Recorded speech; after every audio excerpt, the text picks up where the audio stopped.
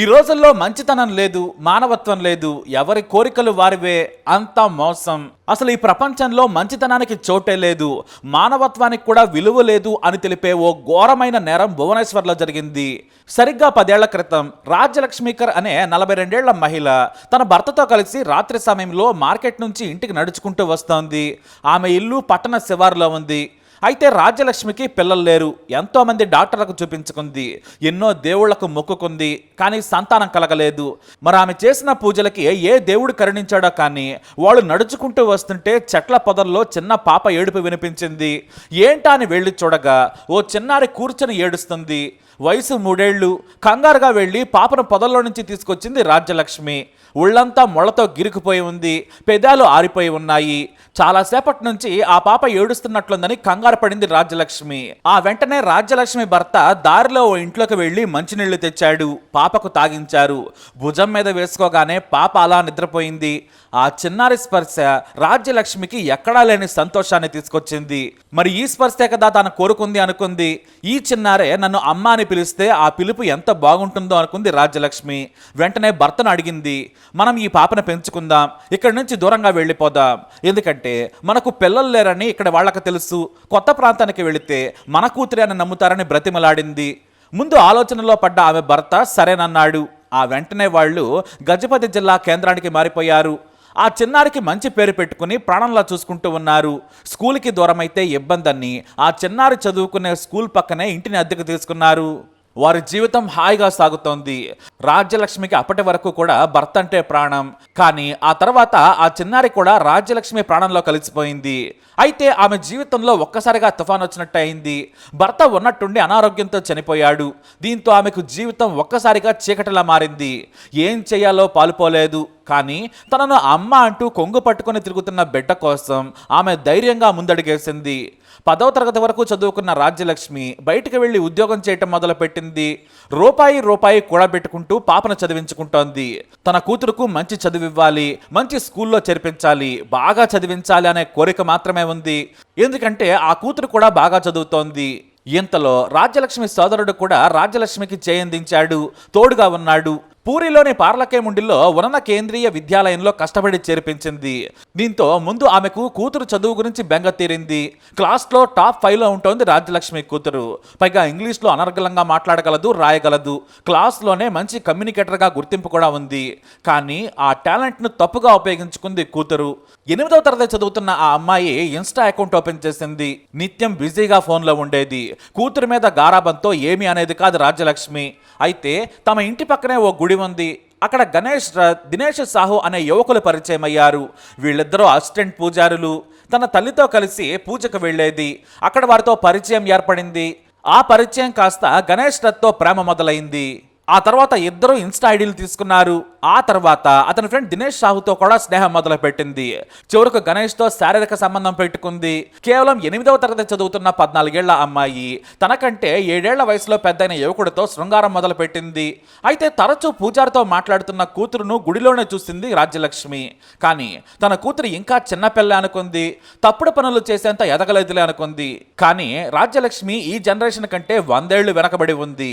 కూతురు చేసే తప్పులేమీ ఆమెకు కనిపించలేదు. మరోవైపు రాజ్యలక్ష్మికి ఆరోగ్య సమస్యలు వెంటాడుతూ ఉన్నాయి. గుండె సంబంధ జబ్బులున్నాయి. తర్వాత లివర్ సమస్యలు కూడా వచ్చాయి. తరచూ డాక్టర్ దగ్గర చూపించుకునేది. తన కూతురు ఎప్పుడు పెద్ద అవుతుందా అని వెయిట్ చేస్తోంది రాజ్యలక్ష్మి. ఇప్పుడు రాజ్యలక్ష్మికి 54 ఏళ్లు దాటాయి. మరో 10 ఏళ్లు ఎలాగైనా బ్రతికితే చాలు, తాను కష్టపడి చదివిస్తాను, ఆ తర్వాత ఆమె తన కాళ్ల మీద తాను నిలబడితే చాలనుకుంది. నిత్యం కూతురు గురించి ఆలోచించేది. అయితే తన కూతురు బరితి దాటింది, దేశముద్రని మాత్రం గుర్తించలేకపోయింది. మొదట గణేష్తో శారీరక సంబంధం పెట్టుకున్న ఆ యువతి ఆ తర్వాత అతని స్నేహితుడితో కూడా రొమాన్స్ చేయటం మొదలుపెట్టింది. ఇద్దరూ కంబైన్డ్గా ఒకరి తర్వాత ఒకరు ఖాళీ సమయాల్లో రాజ్యలక్ష్మి ఇంటికి వచ్చి ఆమెతో ఎంజాయ్ చేసి వెళ్తుండేవారు. గర్భం రాకుండా జాగ్రత్తలు కూడా తీసుకుంటూ ఉండేవారు. ఇలా 6 నెలలు గడుస్తోంది. నిత్యం వారితో ఇన్స్టాలో చాట్ చేసేది. ఎందుకంటే వాట్సాప్లో అయితే తన తల్లి గుర్తిస్తుందని. ఆమెకు సోషల్ మీడియా పెద్దగా తెలియదు కాబట్టి ఇన్స్టా, ఫేస్బుక్ చాట్స్ చేస్తూ జాగ్రత్తలు తీసుకుంది. అయితే గణేష్ ఆమె ఇంటికి వచ్చినప్పుడు ఇంట్లో బంగారం చూశాడు. తనకివి కావాలి, నాకు కొన్ని ఆర్థిక అవసరాలు ఉన్నాయి, ఇప్పుడు సాయం చెయ్యి, వెంటనే నెలలో తెచ్చిస్తానని చెప్పాడు.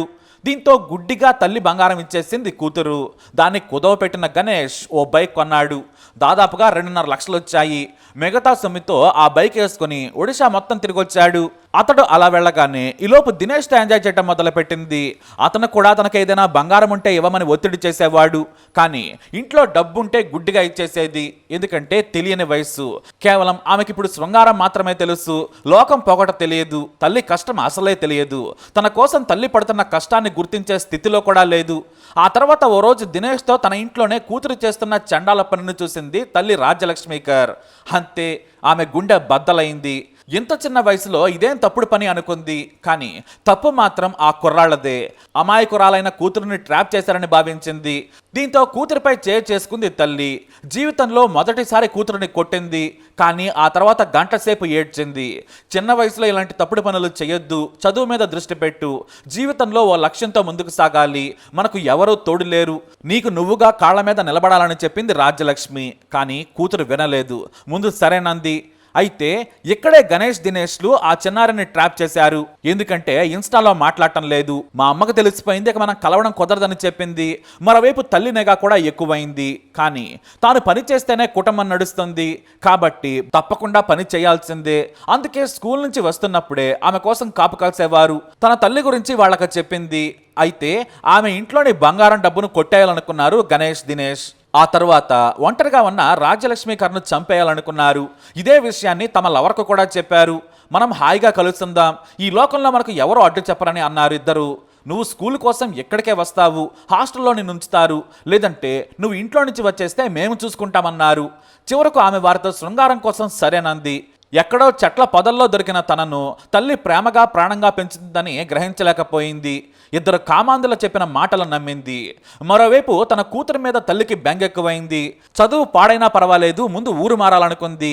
ఇక్కడే ఉంటే నువ్వు చదవు, ప్రాంతం మారితే ఇలాంటి పనులు చేయవని తల్లి తిడుతూ ఉండేది. మరోవైపు వృద్ధాప్యం దగ్గర పడుతోంది. అనారోగ్యం ఇబ్బంది పెడుతోంది. ఉద్యోగం చేస్తూ కష్టపడుతూ ఉంటే ప్రాణంగా పెంచుకున్న కూతురు దారి తప్పిందని ఆమెకు మానసిక వేదన ఎక్కువైపోయింది. అయితే ఎంత చెప్పినా కూడా ఆ చిన్నారికి ఏమీ అర్థం కాలేదు. కేవలం రొమాన్సే ప్రపంచం అనుకుంటోంది. తన ప్రియుళ్ళు చెప్పిందే నిజమని నమ్మింది. అయితే తల్లి ఫోన్ ఇవ్వకపోవడంతో మరో కొత్త ఫోన్ కొనిపెట్టారు గణేష్ దినేష్. రహస్యంగా దాంట్లో చాట్ చేస్తూ ఉండేది. తన తల్లి తనను వేరే ఊరికి తీసుకెళ్తానని చెబుతోంది. కొత్త అకాడమిక్ ఇయర్ ప్రారంభానికి ముందే టీసీ తీసుకుంటానని చెప్పింది. 9th క్లాస్కి నేను వేరే ఊరు వెళ్తానేమో అని చెప్పింది లవర్స్కి. దీంతో తొందరగా చంపేయాలనుకున్నారు ఆ ఇద్దరు. ఆమె కూడా అందుకు సరేనంది. అంతేకాదు గణేష్ అయితే ఏకంగా మెడికల్ షాప్లో నిద్ర మాత్రలు సంపాదించాడు. వాటిని ఆ టీనేజర్కి ఇచ్చాడు. తినే ఆహారంలో కలిపిచ్చేయి, మీ అమ్మ నిద్రలోకి జారుకుంటుంది, అప్పుడు మేమిద్దరము వచ్చి చంపేస్తామన్నారు. ఆ చెప్పే మాటలకి సరైన తలూపింది ఆ దరిద్రురాలు. ఏప్రిల్ 29న రాత్రి సమయంలో వంట చేసింది రాజ్యలక్ష్మీకర్. కానీ తనకు తినబుద్ధి కావడం లేదని చెప్పింది. నేను ఆలస్యంగా తింటాను, నువ్వు తినేసి మాత్రలు వేసుకోమని తల్లికి చెప్పింది. సరేనంది రాజ్యలక్ష్మి. కానీ మళ్ళీ నేను భోజనం తీసుకొస్తాలే, నువ్వు చేతులు కడుక్కొని కూర్చోమని చెప్పింది. సరేనని కూతురు అన్నం పెడుతుంటే తల్లి కూడా సరేనంది. భోజనంలో నిద్ర మాత్రల పొడిని కలిపి తల్లికిచ్చింది. భోజనం చేస్తుండగానే నిద్ర వస్తోందని తల్లి చెప్పింది. పూర్తిగా కూడా తినలేదు. ఆ తర్వాత రాజ్యలక్ష్మిని మెల్లిగా తీసుకెళ్లి బెడ్పై పడుకోబెట్టింది. ఆ వెంటనే తన ప్రియులకు సమాచారం అందించింది. ఇక గణేష్ వస్తూ దినేష్ని కూడా తీసుకొచ్చాడు. ఇద్దరు కూడా నిద్రిస్తున్న రాజ్యలక్ష్మిని అర్ధరాత్రి వేళ దిండితో అదిమి ఊపిరాడకుండా చేశారు. ఆ తర్వాత ఇంట్లోని బంగారం 6,000 రూపాయల నగదు తీసుకుని పారిపోయారు. ఆ మరునాడు ఉదయమే తన ప్రియుళ్ళు చెప్పినట్టుగా మా మమ్మీ నిద్రలో నుంచి లేవడం లేదని ఏడుస్తూ కిలాడి డ్రామాలాడింది. వాళ్ళు ఆసుపత్రికి తీసుకెళ్లగా చనిపోయిందని చెప్పారు. ఆ వెంటనే రాజ్యలక్ష్మి సోదరుడు శివాప్రసాద్ మిశ్రాకు సమాచారం ఇచ్చింది. అతను కూడా వచ్చాడు. గుండెపోటుతో అమ్మ చనిపోయిందని ఏడ్చింది. అందరూ కూడా నిజమని నమ్మారు.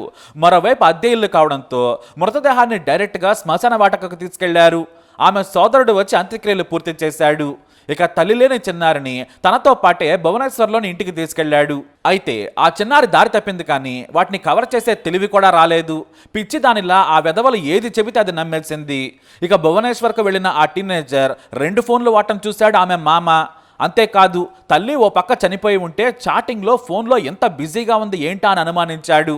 ఈ కొత్త ఫోన్ ఎక్కడిది అని అడిగాడు. అమ్మే నాకు కొనిపెట్టిందని అబద్ధం చెప్పింది. సరేనని ఆ ఫోన్ని రహస్యంగా తీసుకుని చూశాడు. అంతే, ఇన్స్టాలో జరిగిన చాటింగ్ను చూసి షాక్ అయిపోయాడు. తన తల్లిని చంపడం గురించి ఆ ఇద్దరు వ్యక్తులతో కలిసి కుట్ర చేసిందని చూసి షాక్ అయిపోయాడు. ఇంత చిన్న పాపకు ఇలాంటి ధైర్యం ఎలా వచ్చిందా అనుకున్నాడు. ఆ వెంటనే ఆ ఫోన్ను ఆమెను తీసుకుని పోలీసుల దగ్గరికి వెళ్ళిపోయాడు. విషయం చెప్పేశాడు. వెంటనే వాళ్ళు గజపతి జిల్లా ఎస్పీకి సమాచారం ఇచ్చారు.